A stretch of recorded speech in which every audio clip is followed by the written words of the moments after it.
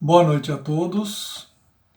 Hoje falaremos sobre o livro Fonte Viva, capítulo 58, Discípulos, que nos traz Lucas no Evangelho, no capítulo 14, versículo 27. Então, quando começamos a pensar na história da humanidade, houve uma época em que era muito normal escravizar pessoas. Bem recentemente, os negros, até algumas instituições religiosas diziam que os negros não tinham alma, então, portanto, poderíamos escravizá-los, fazermos o que quiséssemos com eles. E com o tempo, com a humanidade, nós vimos o grande erro que era isso, e a doutrina espírita nos traz isso de forma muito clara, que o espírito imortal independe do corpo que ele está sendo revestido. Houve uma época também em que era normal subjugar as mulheres, que de certa forma elas eram inferiores aos homens. E ninguém falava nada, e assim foi por muito tempo, até que hoje se mudou isso também, ou alguns países está mudando ainda. E houve uma época em que era normal fazer guerra santa, porque o nosso Deus, o cristão, o nosso Jesus, o nosso Deus, era melhor do que os outros. Entrando em confronto com aquilo que Jesus mesmo pregava, amai ao próximo como a si mesmo. Então, para nós iniciarmos a nossa palestra, só queríamos lembrar aqui uma figura, Francisco de Assis, que um comerciante, filho de um comerciante muito rico, e muitas vezes atarefado com as suas coisas, foi se envolvendo naquela vida material, até que chegou um ponto que ele despertou, se transformou naquele santo que nós conhecemos, de Assis, com o nome de Francisco, e em determinado momento desta guerra santa entre cristãos e muçulmanos, e apesar de todas as dificuldades, porque ele tinha voto de pobreza, então para ele, muitas vezes ficando doente, sem recursos financeiros nenhum, às vezes até com fome, ele decidiu ir até lá, encontrar aqueles chamados nossos inimigos, entre aspas, né? Apesar de todas as falhas e todas as dificuldades, em 1219, no meio das cruzadas, ele foi promover a paz, encontrando o sultão do Egito, Malik al-Kamil, não sei se pronunciei certo, né? Mas Malik al-Kamil, para que o Evangelho e o Alcorão se encontrassem e fizessem a paz. E ali conquistou o respeito desse sultão, com a grandiosidade do seu amor, representando o Mestre Jesus, que não era aquele mestre que pregava a guerra, mas sim o mestre que pregava o amor incondicional. No meio de tudo isso, nós temos essa figura de Francisco, que apesar de todas as dificuldades, ele foi representar o Mestre da forma como ele podia. E o Evangelho de hoje vem nos falar isso, Lucas capítulo 14, versículo 27, que Jesus disse assim, e qualquer que não levar a sua cruz e não vier após mim, não pode ser meu discípulo. Então, de que forma que o Mestre nos quis dizer isso? Ser o seu discípulo, carregar a sua cruz. Será que essa cruz não quer dizer dos problemas nossos do dia a dia, os montes de dificuldades que nós temos no nosso dia a dia? Quando nós nos queixamos que nos falta tempo, se eu tivesse mais tempo, se eu tivesse mais dinheiro, se eu tivesse mais saúde, eu poderia trabalhar mais pelo Evangelho, representar mais o Mestre Jesus, ter muitas atividades. E a gente vê que os grandes líderes da humanidade, como Chico, Madre Teresa de Calcutá, Gandhi, nenhum deles tinha dinheiro suficiente, nenhum deles tinha saúde muitas vezes suficiente, tinha energia suficiente, não era um halterofilista, fisicamente não era avantajado, para poder cumprir as suas obrigações, para poder representar o Mestre do amor. E muitas outras pessoas não tão dignas da humanidade também são assim, os desconhecidos, que fazem do seu tempo uma coisa de ouro e aproveitam aquele pouquinho tempo que tem no meio das tribulações da vida para sobreviver, doar-se ao próximo da melhor forma que puder. O que nos falta então? O que nos está faltando muitas vezes? Muitas vezes pode estar faltando, por exemplo, a coragem de fazer o bem em meio às nossas dificuldades, em meio às nossas dores, às nossas decepções, que faz parte da vida, e tudo passa, tudo melhora. E depois fica pior, depois fica melhor, e a vida é assim, de altos e baixos. No meio de tudo isso é ter a coragem de fazer o melhor de nós. Muitas vezes a gente fica circunscrito, fechado em palavras de adoração. Ai, que agora eu conheci o Espiritismo, essa nova religião, aquela outra, eu estou encantado com o Mestre Jesus, com o Buda, com qualquer que seja, com Maomé, em qualquer religião. Nós podemos ficar assim, encantados na doutrina espírita, com os conhecimentos, mas no meio das turbulências da vida sucumbimos, porque não conseguimos aplicar esses conhecimentos às nossas provações do dia a dia.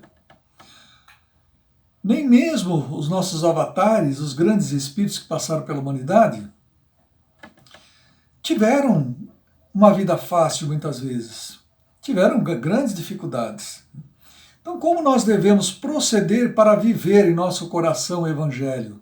Seguir o Mestre, com as nossas dores, com as nossas dificuldades, que é essas cruzes que o Mestre fala que tenhamos que carregar e seguir Ele.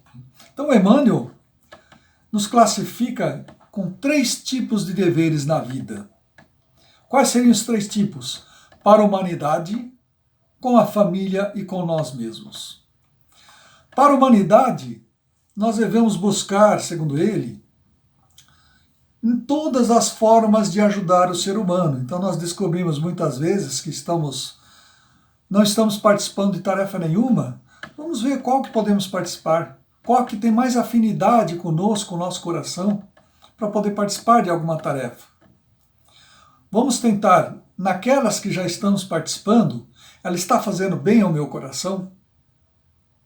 Ela está trazendo algo que me acrescenta? Eu faço com alegria, com amor?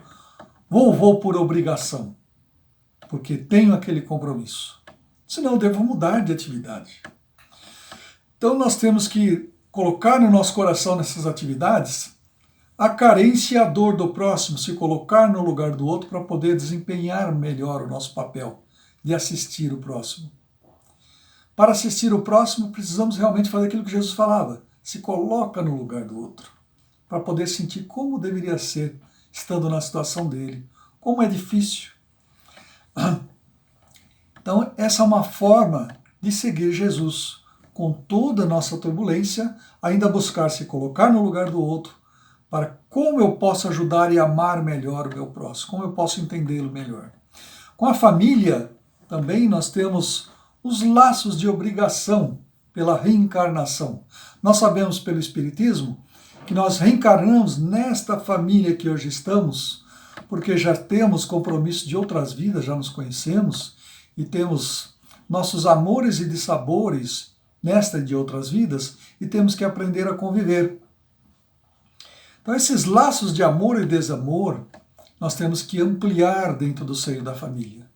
Nós temos que buscar, no trabalho pequenino, de tentar olhar o outro que está ao nosso lado, na família, na nossa convivência do dia a dia, perceber suas dificuldades, perceber suas carências, para poder preencher da melhor forma possível.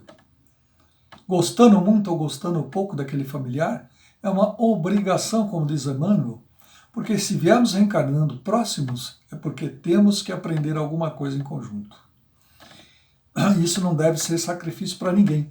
Quando a gente olha com olhos do amor e com compaixão aquele outro que tem dificuldades, até para consigo mesmo, de se amar. Então precisamos aprender a amá-lo, né? Quando essa mesma pessoa às vezes nem se ama.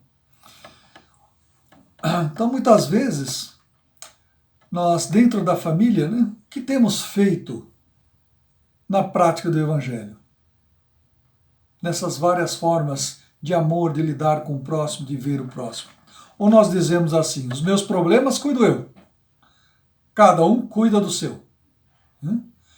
Será que é isso ser cristão, estar exercitando, ser discípulo do Mestre? Não precisamos ser como os grandes avatares da humanidade. Precisamos, nas pequeninas coisas, abrir o nosso coração e nos esforçar para ajudar o outro. Problemas nós temos e o outro também tem. Por que não nos ajudarmos sempre dentro da família? Né? Então, compreender também os limites de cada um, porque não podemos também nos desequilibrar pelos problemas dos outros. Se outro chega ao ponto de nos envolver, desequilibrar, opa, eu não estou preparado ainda para enfrentar essa situação. Tenho também que perceber o meu limite, para não complicar a situação do outro, nem a minha. Então nós temos que exercitar o amor, mas também perceber até onde podemos chegar em ajudar aquele semelhante. Senão é melhor até se afastar, se resguardar, se preparar um pouco mais. E quando sentir que o seu coração fala, estou mais preparado, vá em busca do seu familiar e ajuda ele naquilo que puder. Em terceiro, Emmanuel fala para nós mesmos. Então, o dever para com nós mesmos. O que temos feito para ajudar nós mesmos? Além dos outros, nós mesmos. Como Jesus dizia, quando a gente não se ama, como é possível amar ao próximo? Amar ao próximo como a si mesmo. Como eu posso amar ao próximo se eu não me amar, se eu não me ajudar, se eu não me fazer alguma coisa para ser feliz, para viver melhor? Ou nós somos aquela pessoa que dizemos assim, eu sou assim mesmo, eu não vou mudar. Quem quiser que me aceite assim. E pronto. Será que nós estamos nos ajudando, sendo tão rígidos conosco mesmo? Não importa se tenhamos 60, 70, 80 anos, sempre há tempo de mudar. As pessoas mais velhas têm um pouco mais de dificuldade, muitas vezes, se adaptar ao mundo atual, às coisas que estão se renovando, mas sempre se pode mudar no coração e no pensamento. Quanto mais velhos, ficamos mais sensíveis com o coração e temos oportunidades de trabalhar melhor ainda isso dentro de nós, o Evangelho dentro de nós. Então, como nós podemos nos ajudar? Várias formas de poder se ajudar para se melhorar. Ler e refletir, buscar ler mais livros interessantes, que nos fazem bem ao coração. Não precisa ler aqueles livros da doutrina obrigatória, vamos ler aqueles que nos fazem bem, que nos dizem a alma, algo a mais. Aquele do nosso gosto, porque senão a gente vai ler alguma coisa que não está afinidade na nossa alma naquele momento e muitas vezes não vai nos ajudar muito. Então vamos em busca de conhecimento, sim, aquele que fala ao nosso coração. Se identificando com aquilo, nós podemos refletir e melhorar. Conversar com pessoas mais esclarecidas, pessoas que já têm mais conhecimento, mais velhas, mais sábias, para poder trocar ideias, para poder aprender. Falar, nossa, eu estou pensando dessa forma. Aquela pessoa me ensinou que esse aspecto está fazendo mal, dessa forma ou de outra forma. Então trocar, conversar com as pessoas, não virar uma ilha, né? Aquelas pessoas falam, ninguém tem a ver nada com os meus problemas, eu mesmo resolvo, eu resolvo tudo sozinho. Ninguém é uma ilha e nem precisa ser. Até mesmo a ciência hoje, até a física quântica, como sempre citamos, muitas vezes em palestra, porque é ciência, filosofia e religião a nossa doutrina, que estamos todos interligados por uma malha na criação.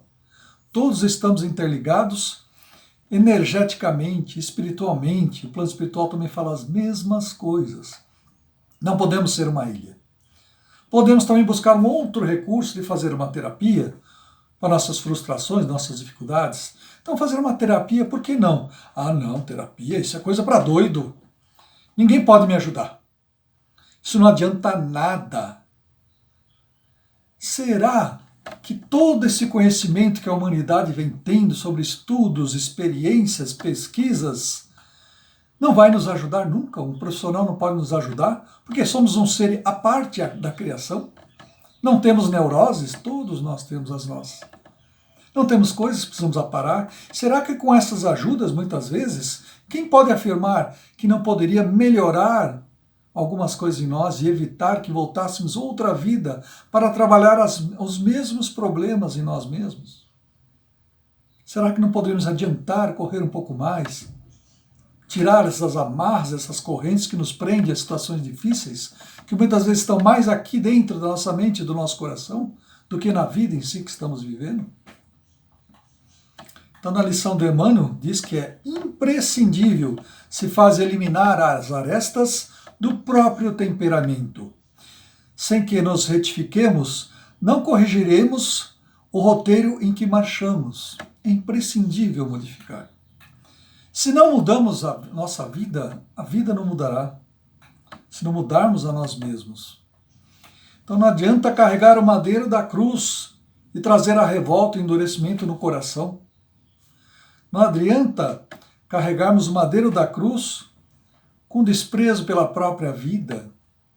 Isso não é ser discípulo do Mestre. Não precisamos nos tornar grandes homens, precisamos nos tornar mais caridosos com o outro e com nós mesmos. Perdoar mais o outro como nós mesmos.